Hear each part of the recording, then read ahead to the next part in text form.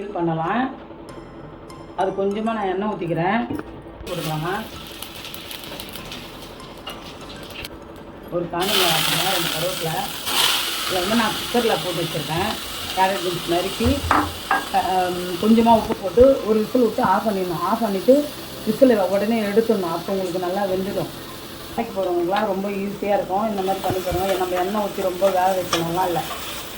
சும்மா ஒரு விசில் மட்டும் அதை விட்டுட்டு நீங்கள் விசில் எடுத்துடணும். தண்ணியில் காமிச்சிட்டு குக்கரு விசில் எடுத்துட்டிங்கன்னா அது அடங்கிடும். அதுக்கப்புறம் இந்த மாதிரி தாளித்து தேங்காய் போடணும். அவ்வளோதாம்மா அந்த பொருள். ஈஸியாக இருக்கும்.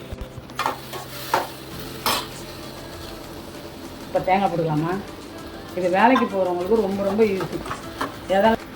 எந்த காயெல்லாம் உங்களுக்கு குக்கரில் போடணுமோ அதெல்லாம் குக்கரில் போட்டு ஒரு விசில் விட்டுக்கோங்க. ஒரு 3/4 மணி நேரம் 1/2 மணி நேரம் நம்ம சமையலே முடிச்சிடலாம்.